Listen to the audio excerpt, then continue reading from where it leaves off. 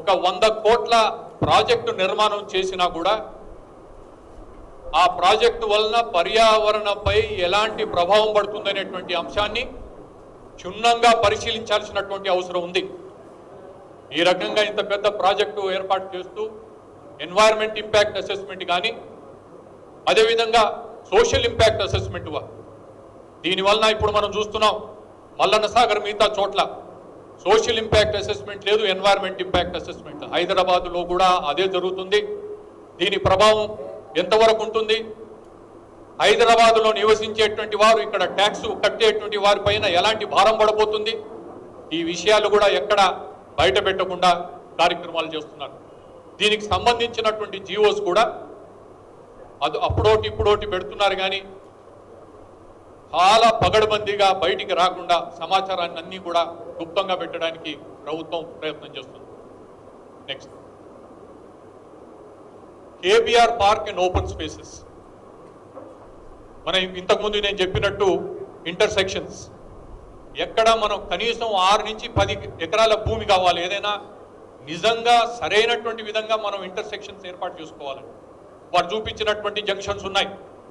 ఖైరతాబాద్ ఉంది, చాదర్ఘాట్ ఉంది, పంజగుట్ట ఉంది, ఇంకా అనేకమైనటువంటి చూపించారు. ఏ ప్రాంతంలో ఎంత భూమి అవసరం పడుతుంది అనేటువంటి విషయం ఎవరికి తెలియకుండా ఉంది. అది సాధ్యమవుతుందా లేదా అనేటువంటి విషయం కూడా ఈ నిర్ణయాలు తీసుకోవాల్సింది ప్రజలు.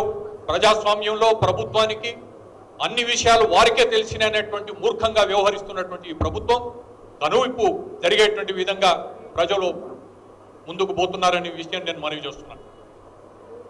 ఓపెన్ స్పేసెస్ ఎక్కడ పడితే అక్కడ, ఇటీవల ఎన్టీఆర్ స్టేడియం ఉంది, అక్కడ కల్చరల్ సెంటర్ ఏర్పాటు చేస్తామన్నారు. సుప్రీంకోర్టు ఒప్పుకోదు.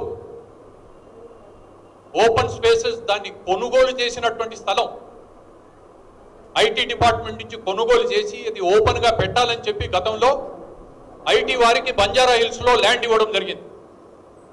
అలాంటి చోట ఈరోజు కల్చరల్ సెంటర్ ఏర్పాటు చేసి అక్కడ ట్రాఫిక్ కంజెషన్ ఇప్పుడే ఇబ్బందిగా ఉండేటువంటి పరిస్థితి, దాన్ని ఇంకా దరిద్రంగా మార్చి తర్వాత మనకి కొన్ని వేల కోట్లతో ఖర్చు పెట్టి కన్స్ట్రక్షన్ ద్వారా అక్రమంగా సంపాదించాలనేటువంటి విధంగా ఆలోచన తప్ప ఇంకోటి ఏమీ కనబడడం లేదు.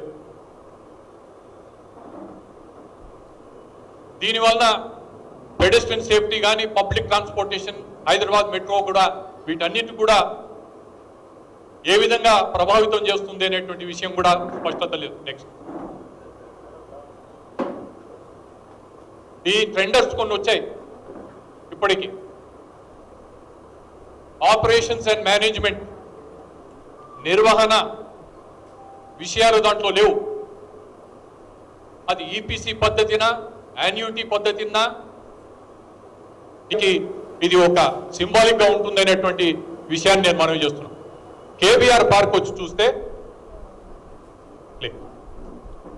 ఇక్కడి నుంచి ఒక స్టాక్, కేబీఆర్ పార్క్ 390-400 ఎకరాల విస్తీర్ణం కలిగినటువంటిది. దీనికి భౌగోళికంగా చాలా ప్రాధాన్యత కలిగినటువంటి భౌగోళిక జియోలాజికల్ ఫార్మేషన్ రిడ్జ్ అని అంటారు. ఈరోజు ప్రభుత్వం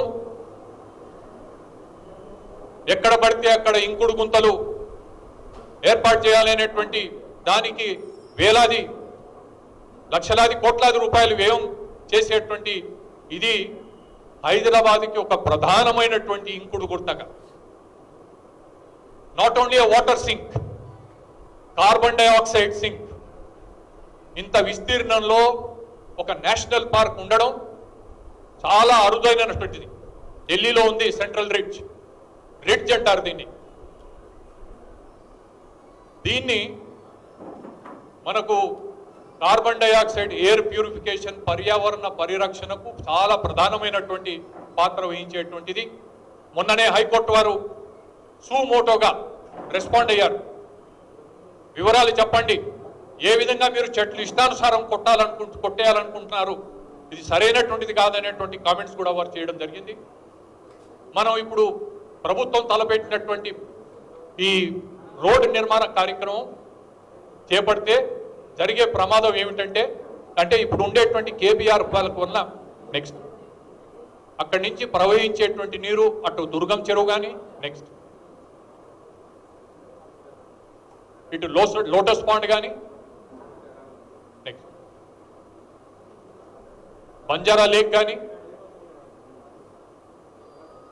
పోర్ట్ డివైడర్ కూడా సరిగా లేనటువంటి నేపథ్యంలో మనకు ట్రాఫిక్ నిలబడి స్తంభించిపోయేటువంటి ప్రమాదం.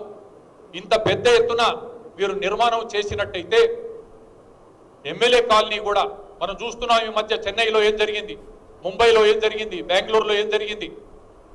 క్లైమేట్ చేంజ్ వలన తక్కువ సమయంలో ఎక్కువ వర్షపాతం నమోదయ్యేటువంటి ప్రమాదం. డిజాస్టర్ మేనేజ్మెంట్లో మేము చెప్పినటువంటి విషయాలు చాలా, మనం కొన్ని 50,000 కోట్ల నష్టం జరిగింది చెన్నైలో అనేటువంటి మాట మాట్లాడుతున్నారు. ఇప్పుడు ఉన్నదాన్ని మనం ఏ విధంగా మెరుగుపరుచుకోవాలనేటువంటి విషయాన్ని ఆలోచన చేయకుండా భవిష్యత్తు గురించి, ఇది కేవలం కన్స్ట్రక్షన్ పైన ఈ ప్రభుత్వానికి ఉండేటువంటి మోజు తప్ప ఇంకోటి కాదు అని చెప్పి నేను మనవి చేస్తున్నాను. భవిష్యత్తు గురించి ఆలోచన చేయకుండా కార్యక్రమం తలపెట్టినటువంటి కార్యక్రమంగా నేను మనవి చేస్తున్నాను. ఎమ్మెల్యే కాలనీ వాటర్ నీటికి నిలబడిపోతుంది అనేటువంటి మాట. నెక్స్ట్ గౌరీశంకర్ కాలనీ, ఈ సింగాడా కుంట మీద నిర్మాణమైనటువంటి ఈ అన్ని వైపులో కూడా ఇటువంటి ఇబ్బందికరమైనటువంటి పరిస్థితులు వస్తాయి. కనుక నేను మళ్ళీ చెప్తున్నాను, కేబీఆర్ పార్క్ అనేది ఒకటి, it is only a symbolic thing. దాన్ని ఎట్టి పరిస్థితుల్లో మనం అడ్డుకోవాల్సినటువంటి అవసరం ఉంటుంది. ఎస్ఆర్డిపిలో మనం ఏది మంచి కార్యక్రమం చేసినా దానికి ఎవరు అడ్డుకోవడానికి ఎవరు కూడా తయారు లేరు. కాంగ్రెస్ పార్టీ కూడా తయారు లేదనేటువంటి విషయం మనం పదే పదే చెప్తూ వచ్చాం. మళ్ళీ చెప్పడానికి ఎవరు కూడా సందేహించరు. కానీ పీపుల్స్ పార్టిసిపేషన్, ప్రజల భాగస్వామ్యంతో అసలు ఏం చేస్తున్నారనేటువంటి విషయం తెలవకుండా, గతంలో మీకు బాగా గుర్తుండాలి, అంబేద్కర్ విగ్రహం పైనుంచి వెళ్ళేటువంటి ఫ్లైఓవర్ చంద్రబాబు నాయుడు గారు ముఖ్యమంత్రిగా ఉన్నప్పుడు 2 సంవత్సరాలకు పైగా నిర్మాణం నిలబడిపోయింది. కారణం ఏమిటంటే ల్యాండింగ్ ట్యాంక్ బండ్ పైనకి పోవాలా లేకపోతే ఇందిరా పార్క్ రోడ్డు పైన పోవాలని 2 సంవత్సరాలు నిలబడిపోయింది. ఈరోజు మెట్రో పనులు జరుగుతున్నాయి. హైదరాబాద్ పట్టణం మొత్తం ట్రాఫిక్ అస్తవ్యస్తంగా ఉంది, సంవత్సరాల తరబడి కొనసాగుతుంది. ఈరోజు కేసీఆర్ గారు అనాలోచితంగా గతంలో చేసినటువంటి ప్రణాళిక సరైనటువంటిది కాదు అని చెప్పేటువంటి విధంగా పనులు ఆపి 2 సంవత్సరాలు జాప్యం చేయడానికి ఆయన్నే బాధ్యత. వ్యయం పెరిగిపోయింది, జాప్యం జరిగింది. దీనంతా కూడా అనుభవిస్తుంది హైదరాబాద్లోని అటువంటి ప్రజలైనటువంటి విషయాన్ని నేను మనవి చేస్తూ, ఇది కార్బన్ సింక్, హైదరాబాద్ సిటీలో ఉన్నటువంటి పొల్యూషన్ అబ్జార్బ్ చేసేటువంటి ఒక వండర్ఫుల్ ఫెసిలిటీ.